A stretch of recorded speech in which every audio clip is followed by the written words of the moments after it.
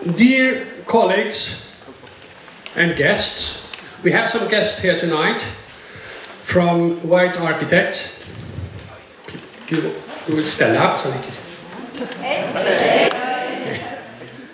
You will hear from them later, these four, because they will ask you questions about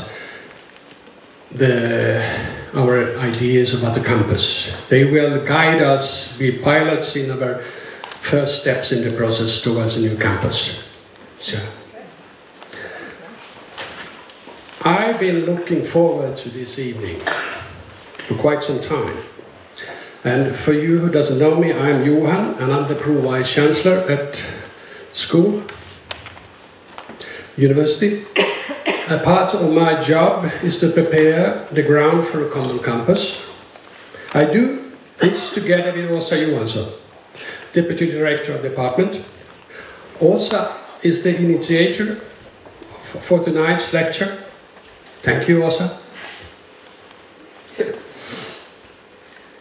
We have announced tonight's lecture as an inspirational lecture, and I am convinced that you will be inspired. You will learn about fantastic projects.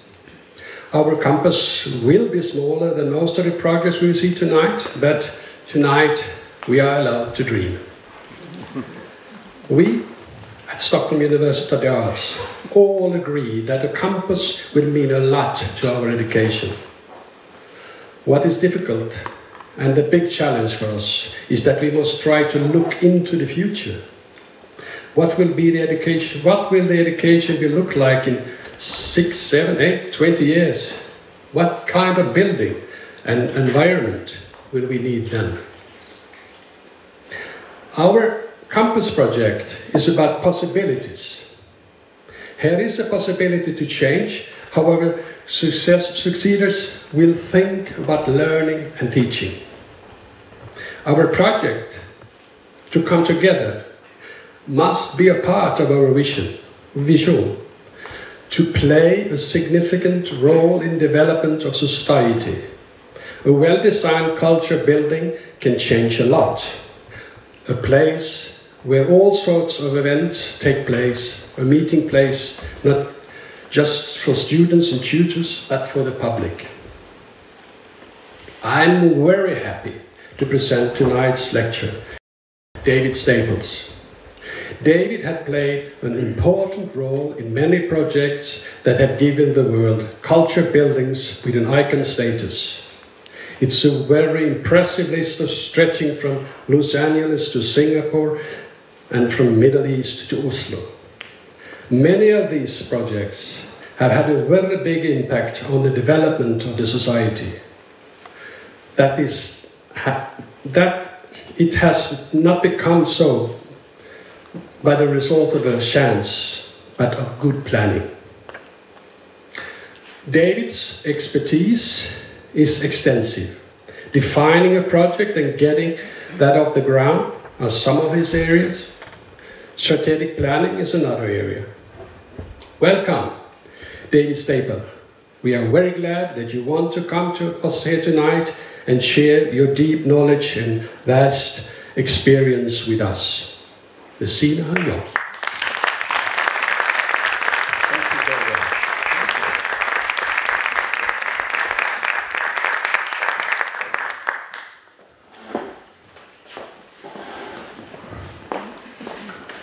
I have multiple sclerosis, so if I wobble a bit at this point in the evening, it's medical, it's not alcohol related. Later on, alcohol may become a factor. I'm conscious, if you give a lecture at 6 o'clock in the evening, that the only thing standing between you and your supper is me. Now, this is not a good position to be in. So I will try and move through this quickly. First of all, thank you very much indeed for the invitation to speak tonight. It's 6 o'clock in the evening. I was told to be inspirational. Right, that's a difficult brief. Okay, we'll see where we go. We're going to look at a lot of theatres tonight in a lot of different places in the world. Some of you are possibly sitting there thinking, this is supposed to be a lecture about theatres, so why is there a Boeing 707 on the screen? This is 1960s America. TWA at the time was one of the biggest carriers, alongside United Airlines, Delta, American, Pan American. And there was a massive rivalry to see who could be the most significant, who could make the biggest statement. But the reality was they were all flying the same rather boring aircraft. So there became a rivalry in New York to design more and more impressive terminal buildings. American built one, Delta built one, Pan American built their world port, and TWA built a really rather inspirational building called the TWA Flight Centre. And what I want to argue this evening, with some architects here, is that this building was one of the most influential buildings in terms of architecture and in terms of its impact on performing arts buildings. It is wonderful. It broke the mould. Up until this time, buildings were conventional. They had straight walls, they had flat ceilings or pitched roof. All of a sudden, you get curvaceous, wonderful concrete. This is a sketch by Jorn Utzon of the Sydney Opera House. Probably the building that would be recognised by almost anybody in the world. There was a jury to select, there was an architectural competition, and on the jury was Eero Saarinen, who was the architect for the TWA Centre. You can see the connections, the curvaceous form of the building. There were 2 days of judging of the competition, and Eero Saarinen, travelling from America to Australia, was delayed. He didn't make it on the first day. And on the first day, the rest of the jury deliberated, looked at the schemes, and they came up with a shortlist over there. There was a discarded pile over there, and in the discarded pile was this and all of Jorn Utzon's other sketches. Saarinen turned up on the second day, and they started to discuss the shortlisted schemes. And in the middle of the morning, Saarinen wandered over to the discarded pile, looked through it, saw this sketch, pulled it out, and went back to the other jury members and said, that is the scheme you should build. That is the only scheme worthy of this building. Saarinen saved the scheme. In the middle, Jorn Utzon. On the left, Leslie Martin, architect for the Royal Festival Hall in London, which opened in 1951. And on the right, Eero Saarinen, architect for the TWA terminal, and the person who effectively chose Jorn Utzon for this building. It is an extraordinary building. It is a wonderful piece of architecture. It is possibly the most significant piece of architecture of the 20th century. It is a lousy opera house. It is a terrible opera house. There is an opera house inside, and there is a concert hall. They are constrained because of the shells. The shells limit the size of the auditoriums.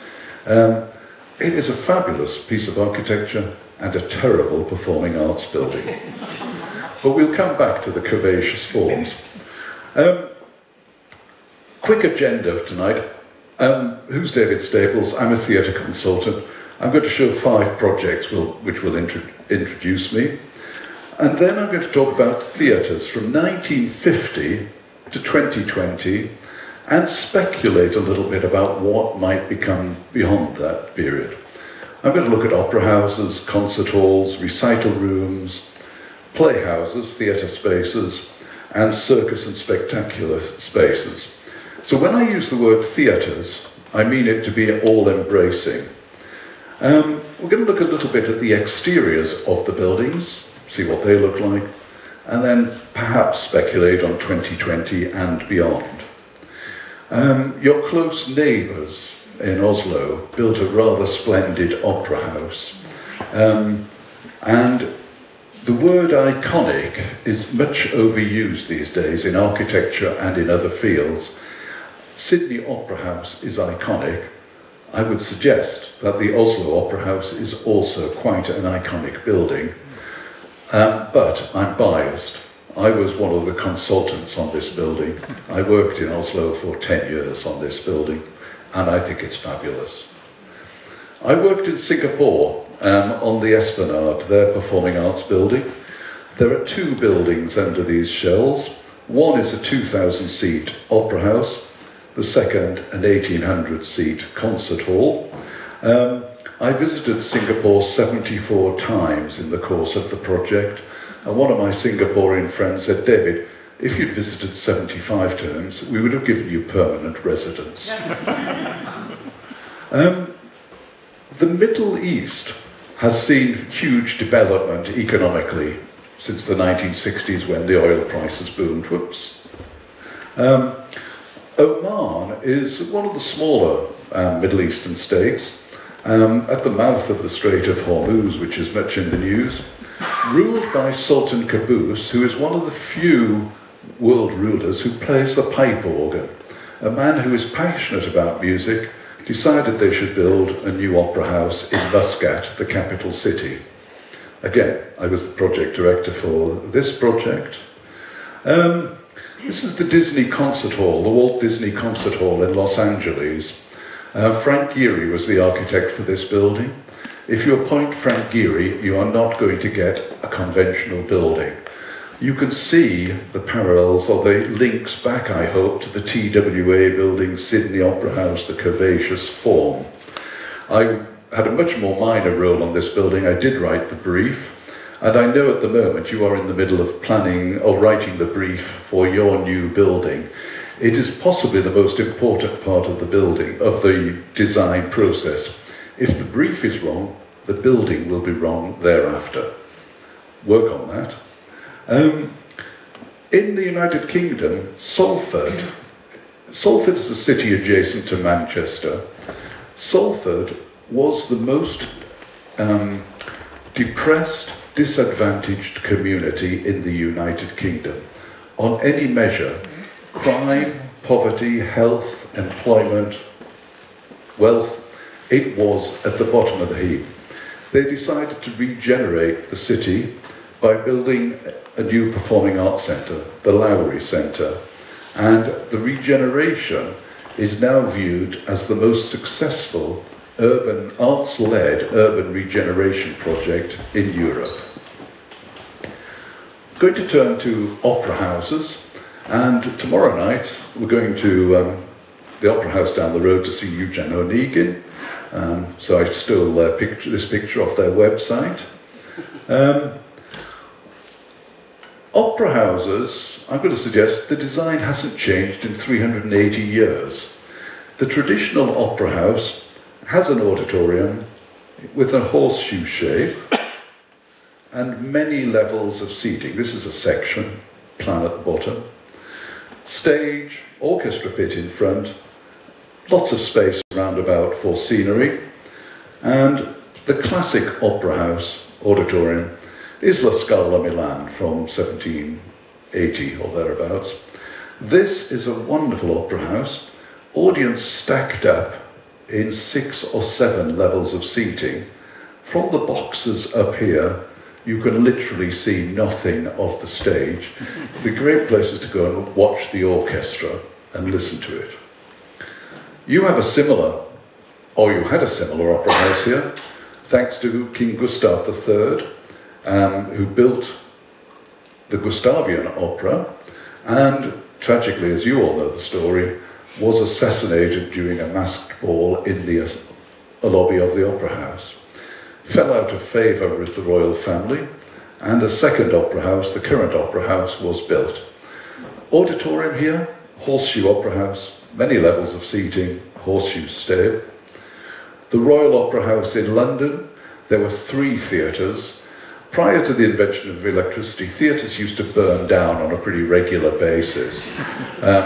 They were lit by gas and candles, and this was really, really good business for architects and theatre consultants at the time. Unfortunately, electricity was invented and they stopped burning down. But this is the Royal Opera House. You can see in the photograph the classic horseshoe shape, the high multi-level of box seating. And today, in the 20th century, the Glyndebourne Opera, small private opera house in the south of England, we're still building the same shape of opera houses. Opera house design is actually really rather boring, nothing much has changed. Oslo, it's a stunning piece of architecture externally. The Norwegians are a strange bunch of people. I can say that here because you're Swedes. They have got a huge empty country. They decide to build an opera house, and what do? They build it in a fjord, which just makes it much more expensive. Wonderful, wonderful place. They created effectively, Snøhetta were the architects, they created a wonderful public assembly place on the roof of the opera house, and internally a warm wooden opera house with the same sort of balconies and horseshoe shape. Things have changed a little bit in recent years, not so much in Europe and North America, but in places like Guangzhou in China. This is Zaha Hadid's opera house, in Guangzhou, opened in 2010. Again, Zaha Hadid using wonderfully curvaceous architecture. On the right is a rehearsal room. I would recommend you do not follow that as an inspiration for the rehearsal rooms you will build. If dancers are rehearsing, they need a few vertical lines and horizontal lines. Something like that is just designed to confuse people. Also in China, this looks like Zaha Hadid as architect. Actually, Ma Yon-song, who used to work with her, and a company called Mad Architects built the Harbin Opera House. Wonderful, exuberant interior. I've said not much has changed in the design of opera houses. The technologies have changed quite a great deal. Nicholas Payne is the director of Opera Europa, the European Association of Opera Companies. He has argued that the biggest innovation in opera houses was the invention of surtitles. And on the left you can see the surtitles above the screen, which can display the libretto in your own language. Bottom right, there are now seat-back titling systems. You can have the titles in the back of the seat in front. Another thing that has happened, effectively, this is a form of augmented reality. You're sitting there watching and listening to the opera, but your enjoyment of it is being augmented because you can understand the words. They may be being sung in German, Italian, whatever, but they can be presented in your own language. Top right, the Metropolitan Opera. Metropolitan Opera first broadcast their opera on the radio in about 1906. Apparently the broadcast from New York was heard in New Jersey, about 20 miles away. But the Met has been broadcasting across America ever since. They now broadcast their operas into cinemas all over the world. There's probably somewhere in Stockholm that broadcast takes place. So the technology is changing. Sunken Garden was a new opera, premiered by English National Opera 2013, and it claimed to be the first opera which combined live action on stage with 3D characters interacting with them. So these photographs, the next series of photographs, do not show it to its best advantage. You should be wearing 3D spectacles, but here you see a live actor interacting with the 3D imagery. The chap in the top left picture hauling on a piece of fabric. The fabric behind him is actually a 3D image on a screen. People have said, I know you do film and television here, opera and music are adapting the techniques from film and television and stealing from one another. Todd Macover is a professor at the Massachusetts Institute of Technology, the Media Lab in Boston. He is a composer as well as a professor. He is a very strange character. He's a good friend, but he is a strange character. He produced an opera called Death and the Powers, described as the robotic opera.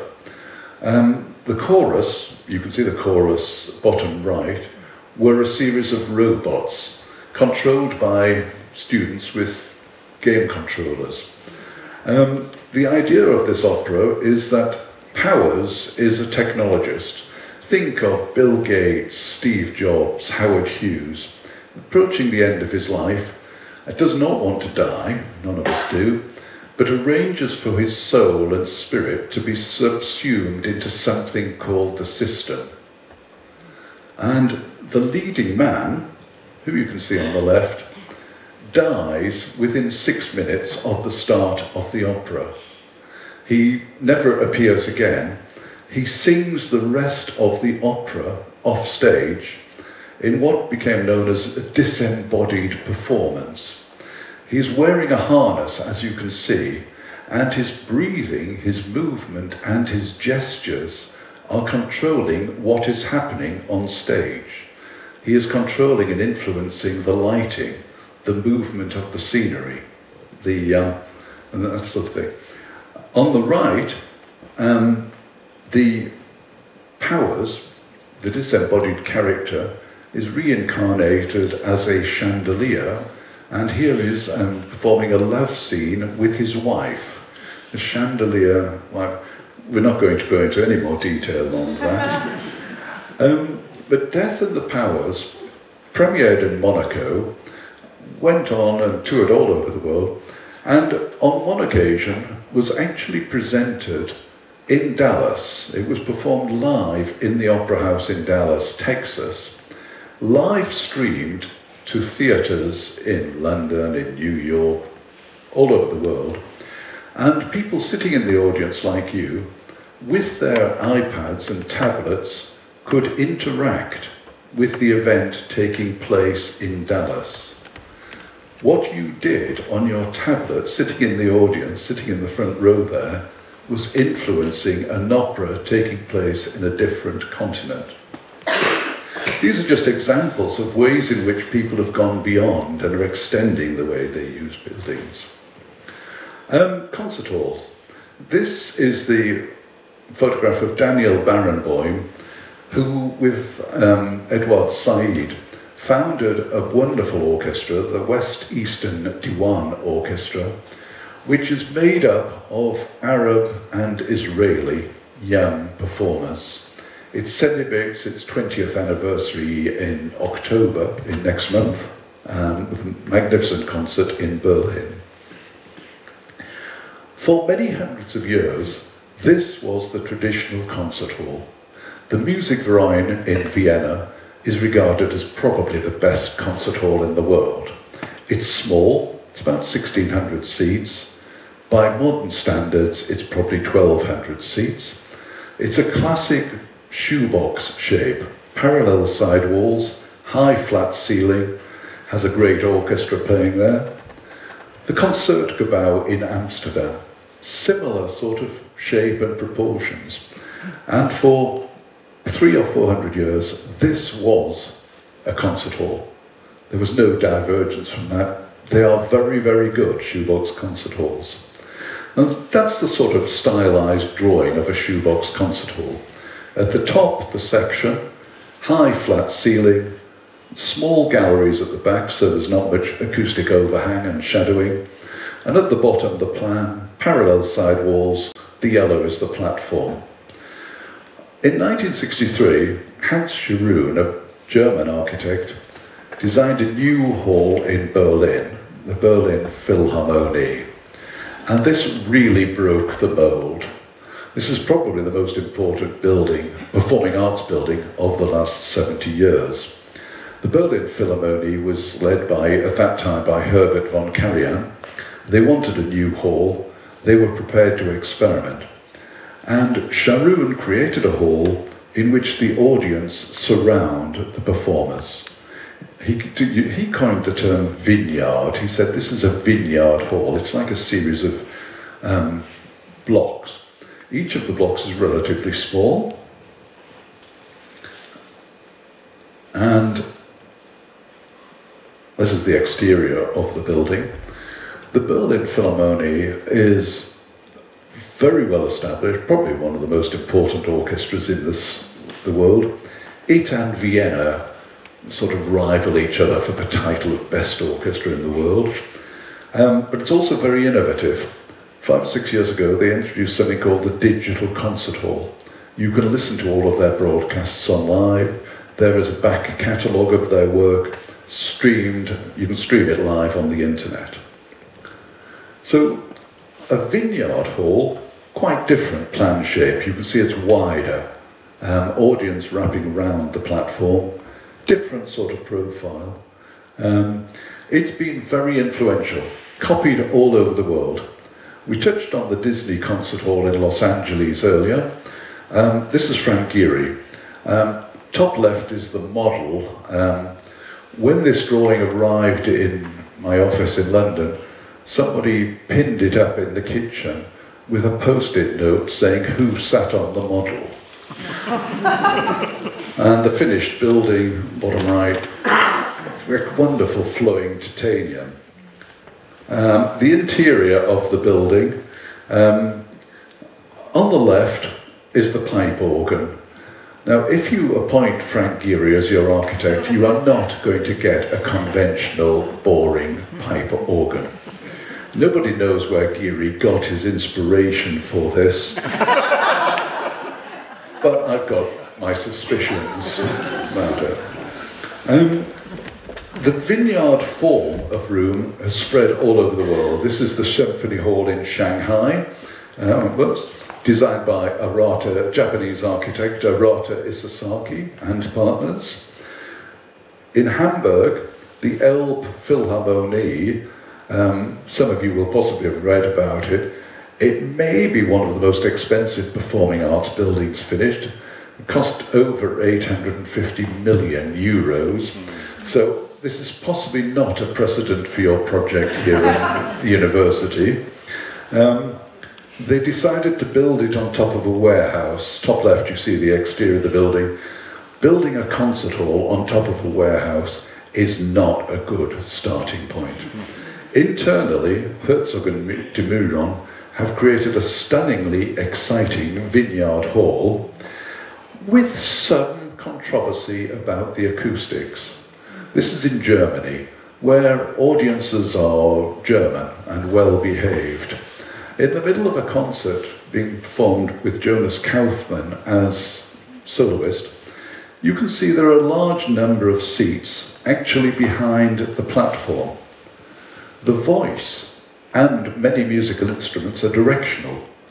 If I'm singing to you, which you don't want to hear, but if I'm speaking to you, my voice is directional.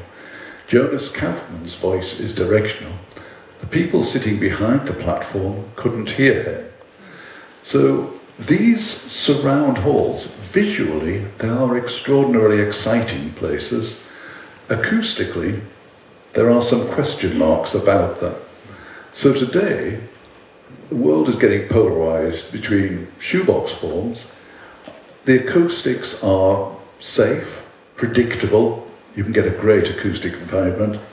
And the vineyard hall, much more visually exciting places, possibly with more questionable acoustics. And how are people using concert halls today? They're stretching the boundaries and they are bringing in film, they're using 3D, they're using dance, they're using all sorts of things. Klaus Obermeier did a piece called Rites, based upon Stravinsky's Rites of Spring. What you're seeing is the London Philharmonic Orchestra. To the right of them here is a dancer, Julia Mark, and she is being videoed. Her image is being captured on a series of cameras, being computer processed and mediated, and blown up and presented on a huge screen above the orchestra. It is a stunning piece of work. This will probably go wrong, but we're going to try and play a clip of it.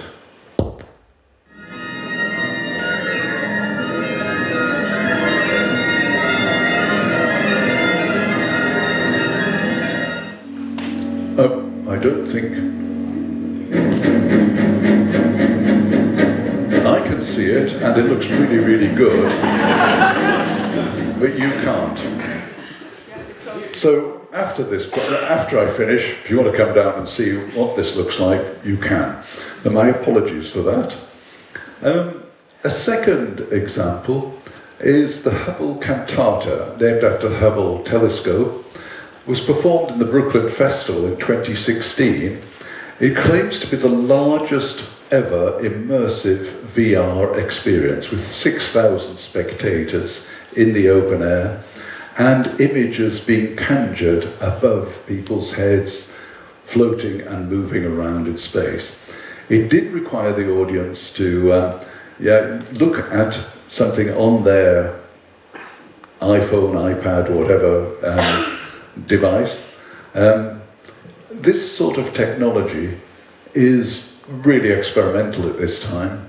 It is being used more and more, and it will be in the mainstream in a very short period of time.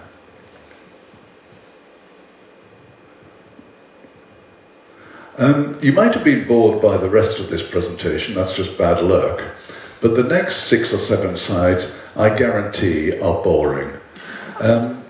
Recital rooms and smaller rooms for music, by which this I mean rooms of, say, 300, 400, 500 seats, they have become very boring and very conventional, and I actually think Scandinavians and Swedes in particular have something to answer for in this respect. You have exported for the last sort of 50 years clean design, wooden lines, all over the world, and they've been taken up by people, and this is the sort of IKEA approach to recital room design. These rooms are truly boring. This pale wood, matched by pale grey fabric. This is Bordeaux in Norway, so they're getting something of their own back. Even in Singapore, the Conservatory of Music. This is very nice, it's a very well-mannered room. I should actually be polite about this because I worked on it, it was one of my projects. And the Elbe Philharmonie, Herzogen de Meuron, created the wonderful auditorium, large auditorium we saw earlier, and this is the small auditorium, and somehow all the creativity went into the large hall. No. There are exceptions. Again, Frank Gehry comes to the fore. This is Miami, the New World Center. By Gehry standards, the exterior of this building is very conventional. Internally, the room is an 800-seat recital room, quite a small recital room, but all of the acoustic surfaces, these curved surfaces you see here, are projection screens as well, for high-definition projection. You can project whatever you want onto them. You can project a performer, you can project a conductor, you can project whatever illusion you want into this space.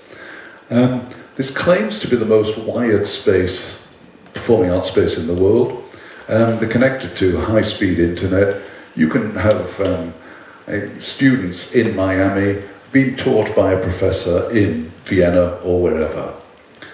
Externally, the building sits in a park, and there is a 800 square meter video wall. So whatever is being presented inside the room, you can't see my mouse, can be presented outside.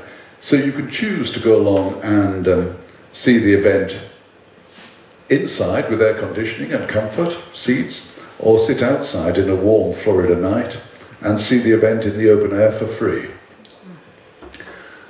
The Boulez Saal in Berlin, named for Pierre Boulez, is another small 600-seat, really exciting, vibrant recital place. Fitted into an existing building, an elliptical space, and a balcony which undulates in a wonderfully sensuous fashion. Turning to playhouses or theatres for drama, this is a current production of A Midsummer Night's Dream at the Bridge Theatre in London, the most recently completed theatre in London, and it's a promenade production. the audience is circling around the action. They are mingling in, and it's a completely, if you like, interactive experience. You're standing next to the performer, you're walking around the performer. Drama, in some respects, has been the most innovative of the performing arts forms. There are less rules and regulations. You don't have to contend with music and singers. You can do different things.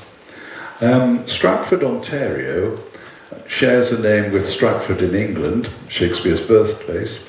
They built a theatre in 1957, which was one of the first to be an unashamed thrust stage. The audience is on three sides of the room.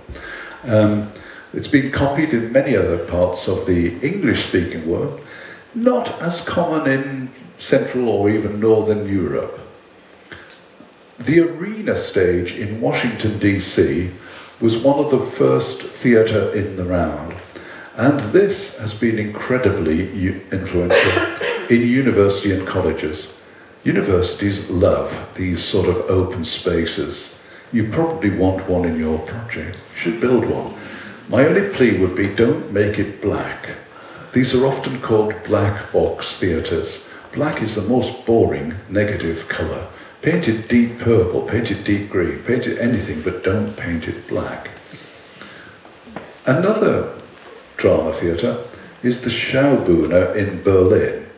This was built or opened in 1981, but it was built in the shell of an old cinema, the Futurum Cinema, designed by Erich Mendelssohn, a German architect, which opened in 1928, and top left is one of Mendelssohn's wonderful sketches of the building.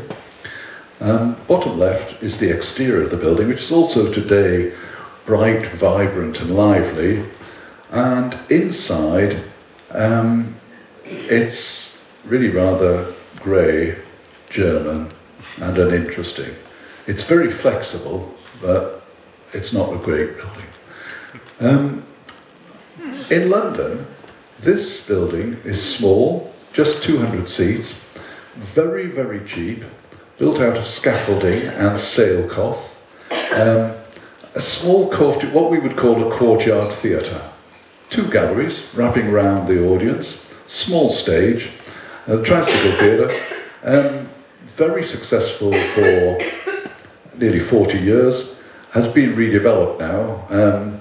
All of this interior was taken down, it's in storage. If you would like a red and blue interior to fit inside a building, it's available. Talk to me afterwards. This is a very small project, which I have to confess I've never seen, because it's in Hawaii. And if anybody would like me to visit and would pay for me to visit, I will go and visit it. It's won a lot of awards. It's on a college campus. Seabury Hall is a college in Hawaii, and they've got a wonderful rural setting. They decided to create this creative arts centre. I'm not going to attempt to pronounce the name. If anybody else would like to offer, that's fine. But it's only about 200 seats. This shows how exquisite a small space could be. This is Virginia Tech in Virginia in the USA. They wanted an experimental space particularly for the use of video, interactive, or crossover media. And the room is called the Cube, because it is a cube, a bit unimaginative. And you can see one of the ways they've used it, bottom right, with screens surrounding the space. The last 3 or 4 slides have been smaller, more intimate drama spaces. Yeah, I think circus arts is one of the things you teach at the college here. Over the last 30 years or so, there has been a reinvention of circus and spectaculars. This is Cirque du Soleil's show, Car, which is running in Las Vegas at the moment. These are huge, mega productions where people are building theatres in order to house a particular show. In Wuhan in China, what my Chinese friends call a small Chinese city, that's about 9 million population. In Wuhan, they built the Han Theatre, And internally, you can see a large pool of water. That pool of water is 10 meters deep. This is what we call a wet show. All of the seating in the theatre, and there's 2,000 seats here in 3 blocks, moves. When the audience enter the room, it looks like it is designed to and planned to look like a boring conventional theatre. A bit like this room. But in this theatre, everything moves. Imagine if that seating block parted and one half of you moved round to one side. The circle descends in this theatre and it reveals a tank of water for a huge, spectacular wet show. The show will run, hopefully for 12, 14 years, to try and recover the money. The car show in Las Vegas, this is the stage you can see. The stage is on an arm. The stage can rise, it can fall, it can turn to an angle, it can rotate up to about 0.6 of a metre a second. It is a massive piece of structure. So this is just talking about the reinvention of the circus. I said we'd finish by looking at some exteriors, and I'm not being down on the Germans today, but this is the Staatsopera in Unter den Linden, which they've built 3 times, 1845, 1955, and reopened only about a year ago, or 2 years ago in 2017. This is it after the reopening. It looks as though the Chancellor or Kaiser would still recognise it, because it hasn't changed at all since its opening. This is how theatre exteriors used to be. They were forbidding, inaccessible places, unwelcoming to the public. You had to be a member of the royalty or the nobility to feel comfortable entering into this sort of space. Many of you will know in Paris, the Louvre, they built a new entrance. Chinese-American architect I.M. Pei created a wonderful glass pyramid in the middle of the Louvre. Unfortunately, in Germany, there is a square. You can see a square to the right in this picture. Would have been the perfect place to have some magnificent, bold intervention. Germany doesn't do bold interventions like other people. The next slide, we're back in the south of this country. This is a very strange project. In the middle of the Second World War, while across the Øresund Sound, Copenhagen was still an occupied city, the Malmö Stadstheater is, I believe, the only theatre to open during the Second World War. And it was here in Sweden. But it is a really stunning piece of design, because previously the designs were solid, they were stone, they were massive, there was no transparency. All of a sudden, there was openness and transparency. And this building influenced many that followed. The Royal Festival Hall in London, 1951, a few years after this, has a glazed facade.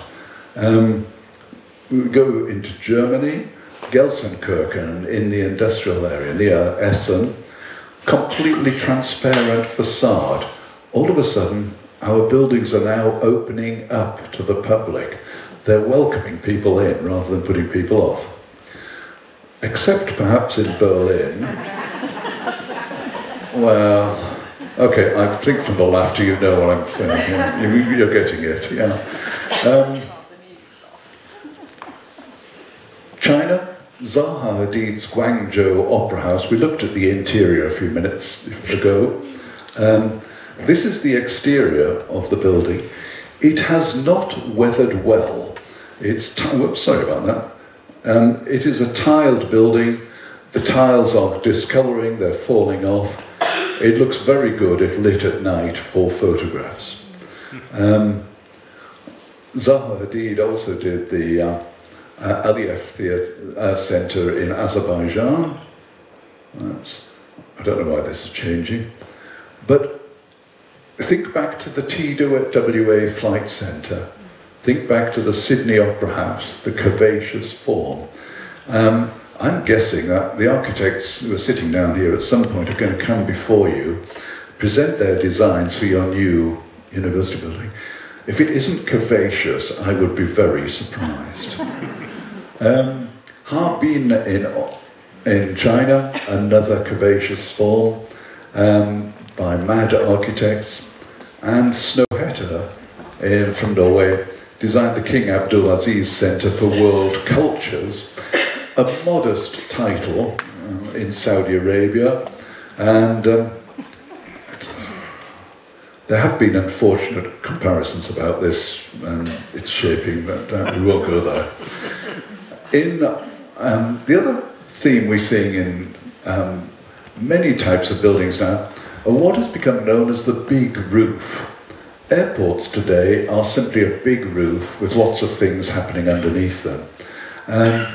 Mekanu, Francine Hubin's Kaohsiung Centre for the Arts, is the biggest roof of a performing arts building.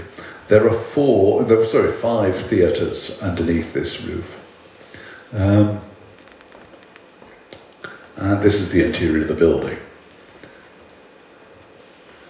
Now, predicting the future is dangerous. It's quite good talking about the past, that's quite safe. This is the way that the New York Times welcomed television in 1939 by saying that the average American won't sit and watch it. So making predictions about the future is probably a good time to wrap up this talk. And I'm going to make a few bullet points here. About architecture.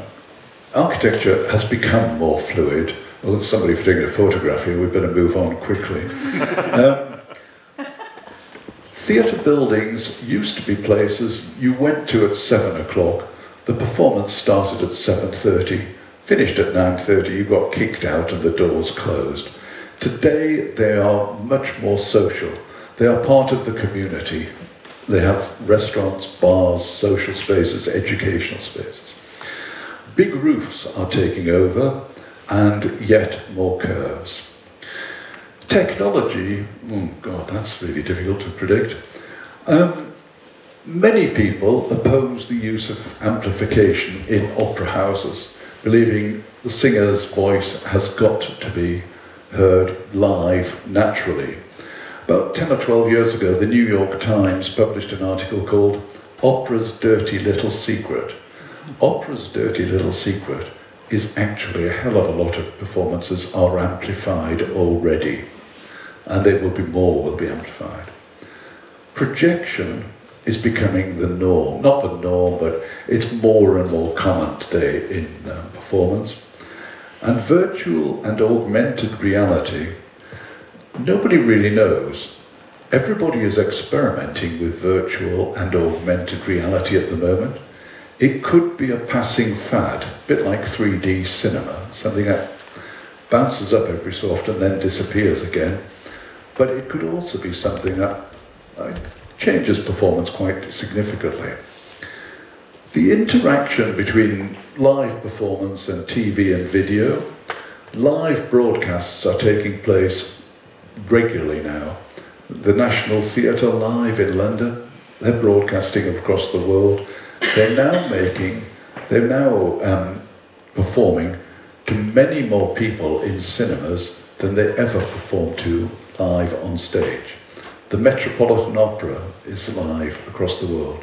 The Berlin Philharmonie is live across the world.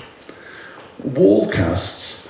Wallcast is a fancy term for putting something on the exterior of the building so you can have a mass audience outside.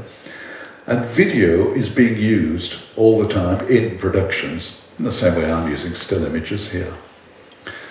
The final aspect of the future I'd talk about is programming and operations. How will buildings be programmed and operated in the future? Social media is everywhere. Every theatre is now online. It's got its Facebook page, it's got its Twitter feed, etc., etc. And there is going to become an increasing crossover, I feel, between the performing arts, TV, film, gaming, and whatever else follows on from there. So back to the agenda. I talked about opera houses and said very little has changed in opera houses. Concert halls, the Berlin Philharmonie was a revolutionary hall. It changed everything. Recital halls, with few exceptions, are very boring, very clean, very Scandinavian. Playhouses were always innovative, and circuses and spectacles watch this space. Exteriors, who knows what will happen next. The final or penultimate slide is a plug. This talk's been entitled Modern Theatres. A book by that name, edited by me, will appear next year. It'll be available to you on Amazon. Flock to the stores. And finally,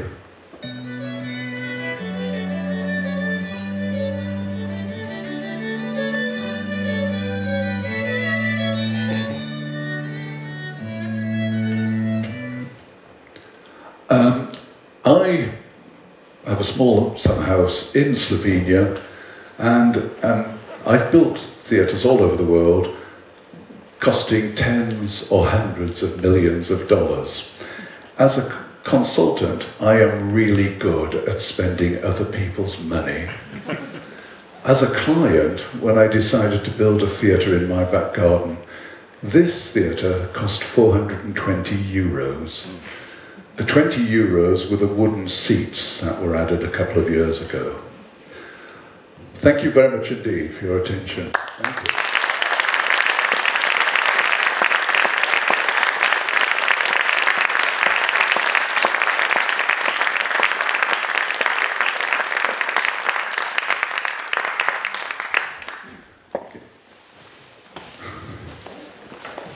Thank you, David. Thank you. And I'm very happy to take any questions. Yes, sure. Yes. Some questions. Do we have some I questions? may sit now. Yes. I have a question. Yes. I was curious, thank you very much for your very interesting presentation. You started by talking about the brief, saying that the brief is the most important thing. And since I'm not really familiar with what the brief really is and what it could contain, could you just elaborate on that? If you are a client, and some of you here are the client for this new building, the brief is your instruction to the architect and the design team about what you want. In some parts of the world, particularly in China or in the Middle East, as a consultant I may get a brief which says, we want a 2,000-seat theatre, full stop. That is very concise brief. It doesn't tell you much, whether it's for drama, dance or whatever. Other briefs, the brief for the Oslo Opera House for an architectural competition weighed many, many kilos. It was a huge, boxed thing. It was very precise brief. There is a danger of a brief either having too little information, just saying, I want 2,000 seats, is not adequate. If a brief is too detailed and too prescriptive, you hamstring, you tie the hands of the architects, you don't allow them any creativity. So the brief is the starting point, it should be the starting point for any project. It's for you as a client group to write down what you want. But it's not just facts and figures. It doesn't just say we want 6 rehearsal rooms and 2 studio theatres. It should also describe the type of building, the ambience of the building that you want. What sort of public spaces do you want? What sort of environment do you as staff or students want to work in? Does that answer your question? Thank you. Thank you. Yeah, it's very short. Just by curiosity, have you seen the Stockholm University for Music? In Stockholm? No. No. No, not yet. Okay, what a pity. It would have been interesting to hear what your idea I'm here for a couple of more days. It's very close to here. It's just a couple of blocks in the same road. Oh, right. Right. And I think it's interesting to watch. Right, we will try and do that. We went this morning to the play pilgrimage to the Staats Library, the bibliothèque, Of course. Yeah, I saw it 20 odd years ago, but it is an extraordinary building, yeah. Thank you. Do we have some more questions? Paula. I can try and I've got to work out how to formulate this, but when we're moving, we've got quite a lot. Start again, yeah. I'm having trouble formulating my idea, but anyway, it's to do with when we move. So we've got everything from circus to film to television to theatres to acting, all these different disciplines.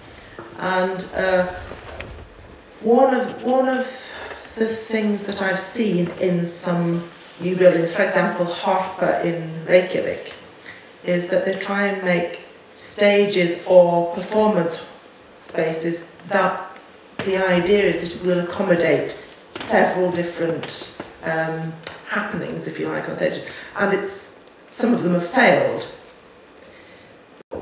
How far can you go to be unspecific in terms of spaces for the performing arts? Do you understand where I'm trying to go with this? Yes, yeah, I think so. There is a danger of being completely unspecific, and the result is something that doesn't do anything very well. Dallas, Texas had one of America's first regional theatre companies called the Dallas Theatre Company, and they built a building 50 years ago. Frank Lloyd Wright was the architect. Frank Lloyd Wright, somebody's nodding, you know the building, yeah. Frank Lloyd Wright was possibly the greatest American architect of the 20th century. He designed the Guggenheim Museum in New York, Falling Water, etc. The man was a genius. He never got the hang of theatre buildings. The Dallas Theatre Center is terrible. It's a really, really inflexible theatre building. There's all sorts of weirdness about it, like there are ramps up on either side of the stage from the workshops below, but the ramps are so small you can't actually move scenery up. And the Dallas Theatre Center struggled with this building for about 30 years, and they then had an opportunity to build a second building. This was a limited life building, going to last for 10 years, and they decided they wanted something completely flexible, the opposite to what they had in the Frank Lloyd Wright building. And they built a theatre, the Arts District Theatre, which was an empty shell, a flat floor. It was a shed. It was like a farm building or an industrial building. And their argument was, we don't want anything. We want to create an environment for each production from scratch. Brilliant idea, really, really interesting concept. But if you've got to build the theatre from scratch every time, it costs you a fortune. And they used this space for 10 years. By the end of the 10 years, they could barely afford to use the theatre. Your questions? I don't know. You've got to have some fixes in a theatre building, but you've also got to allow some flexibility. I enjoy going back to some of the buildings I've worked on 5 years, 10 years after they've opened, and finding the ways, looking at the ways they are now using the theatre. And creative people will be using it in ways which we, as a design team, never thought about. And that's a successful building to me. If they're just doing what we thought they'd do, it's failed.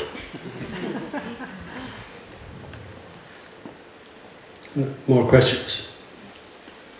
Or we can all go and have a drink. Well, I think we failed. I thought everybody should be hungry, but now you've been so inspirational, and so nobody has any hunger left. So, what do you say? We skip the dinner? No. Thank you very much.